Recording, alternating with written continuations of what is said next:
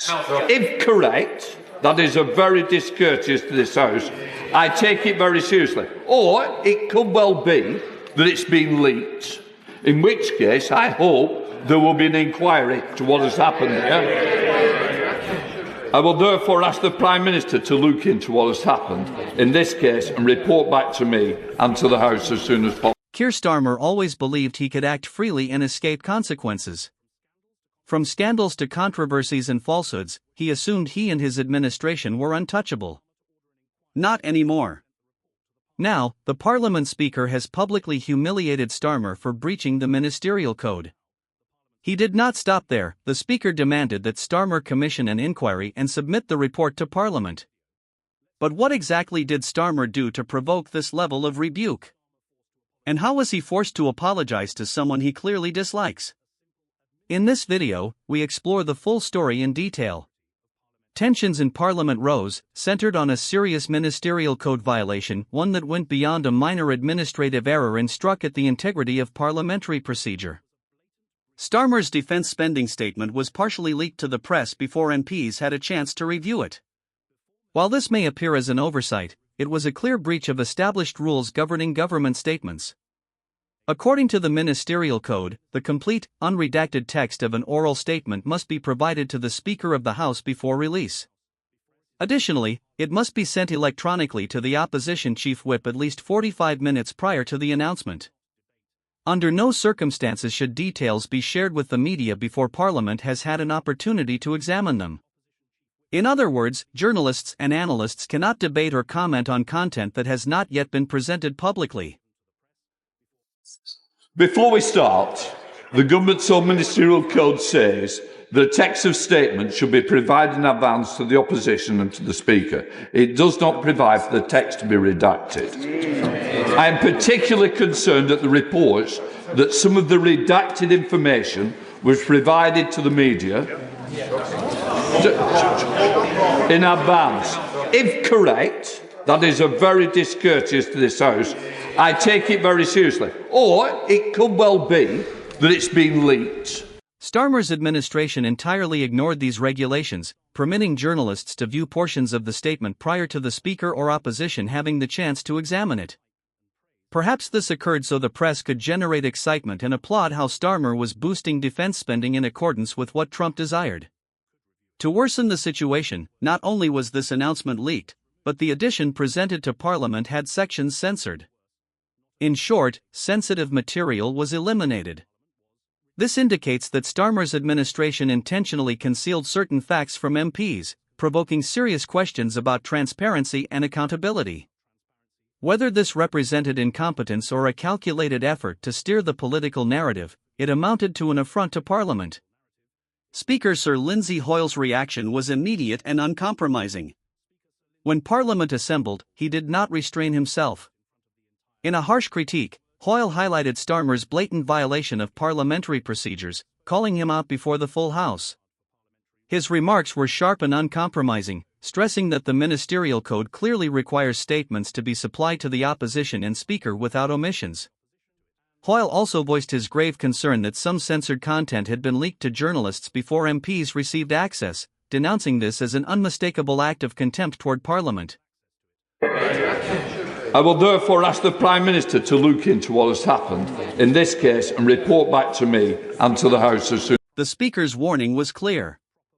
He would not accept a Prime Minister who circumvents proper parliamentary procedures.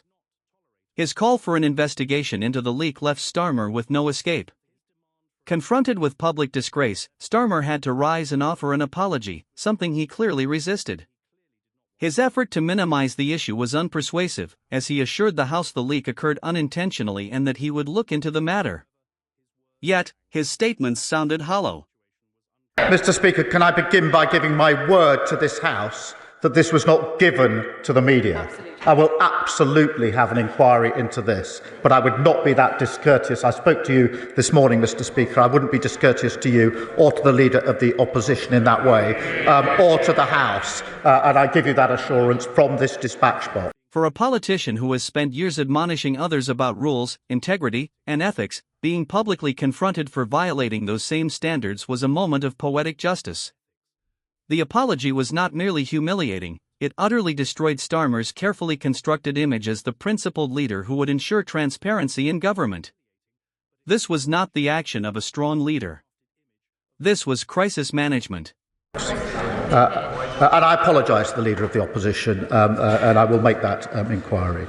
Starmer attempted to downplay the scandal by announcing an internal investigation, but this only sparked further troubling questions. How did the leak occur under his leadership? Was it a case of severe incompetence, with a government so disorganized that they cannot manage their own official statements? Or was it a calculated effort to influence public opinion by ensuring certain details reached the press before Parliament had a chance to respond?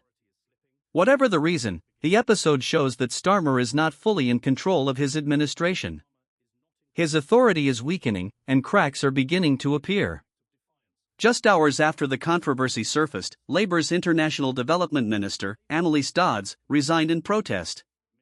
Her departure came directly in response to Starmer's decision to cut foreign aid spending to finance the defence budget increase.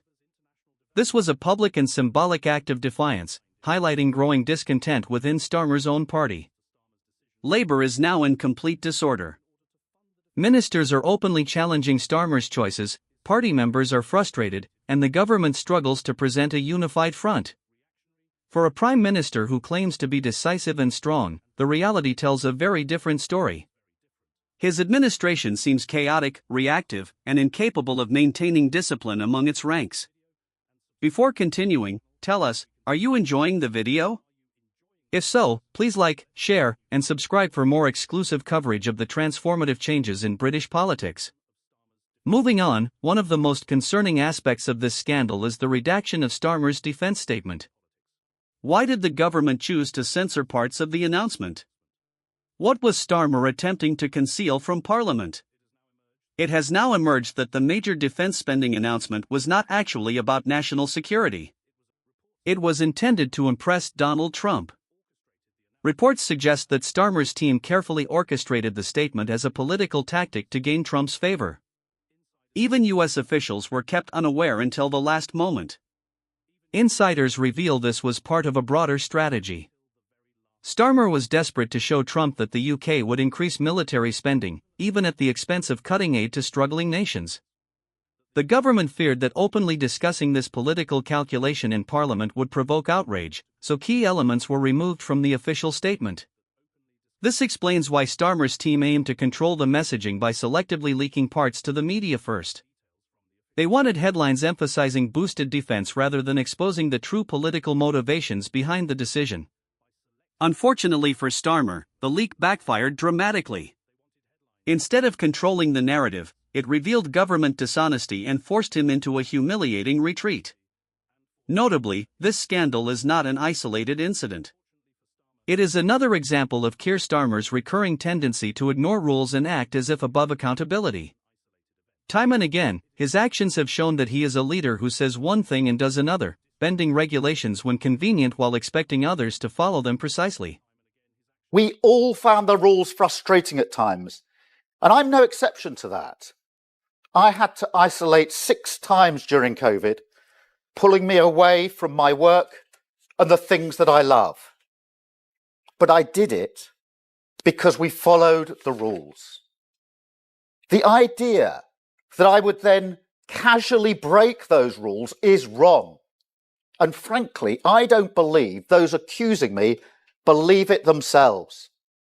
They are just trying to feed cynicism, to get the public to believe all politicians are the same. I'm here to say that they're not. I believe in honour, integrity, and the principle that those who make the laws must follow them. And I believe that politicians who undermine that principle, undermine trust in politics, undermine our democracy, and undermine Britain. This is the same Keir Starmer who previously misled voters regarding Labour's economic agenda, making grand promises only to abandon them when politically convenient. He has reversed key commitments, betraying those who trusted his leadership.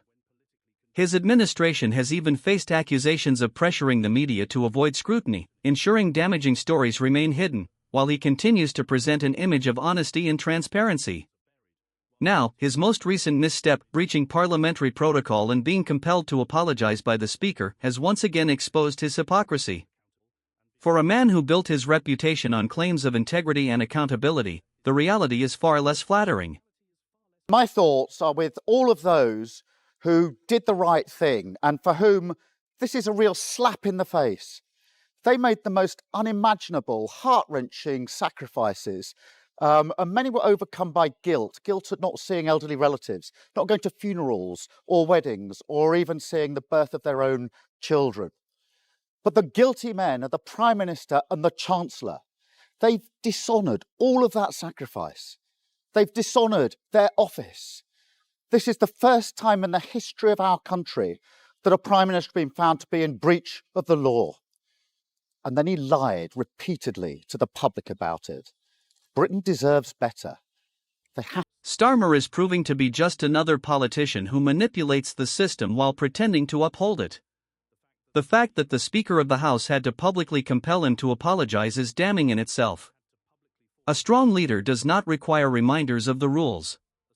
A competent leader does not need to be called out for concealing information from Parliament. Starmer's behavior demonstrates that he cannot be trusted to uphold even the most fundamental principles of governance. Clearly, this latest scandal is more than a simple misstep. It is a serious warning about the state of Starmer's leadership. He has been revealed as someone who ignores rules, cannot manage his own administration, and refuses to accept responsibility for errors. Instead of standing firm on the values he promotes, he has resorted to deception, mismanagement, and political maneuvering to keep his fragile government intact. But the cracks are becoming visible. Labour is increasingly fragmented. Ministers are resigning in protest, with Annalise Dodds stepping down over Starmer's reckless cuts to foreign aid. His administration appears less like a unified government and more like a chaotic, disjointed mess. His credibility is eroding, and his leadership is being challenged not only by opponents but by members of his own party. Even the Speaker of the House has made it clear that Starmer's conduct is unacceptable. When a Prime Minister is forced to apologize before Parliament, it is not merely an embarrassment, it is a sign of a government in decline. The pressing question is how much longer Starmer's leadership can survive before his party turns against him. His authority is collapsing, policies are being pushed through without transparency, and his credibility hangs by a thread. The Speaker's rebuke was not simply about a single event, it symbolized a much deeper issue. Starmer's government is faltering, and the British public is beginning to take notice. What do you think? Was the defense statement leaked intentionally? Do you believe this administration is incompetent and uninterested in adhering to principles? Share your thoughts in the comments section below on whether Keir Starmer will order an independent inquiry and accept responsibility, or if someone else will be blamed. Do you want to see more videos like this? If so, please like, share, and subscribe for updates on British politics and the events shaping it. Until the next video, stay tuned.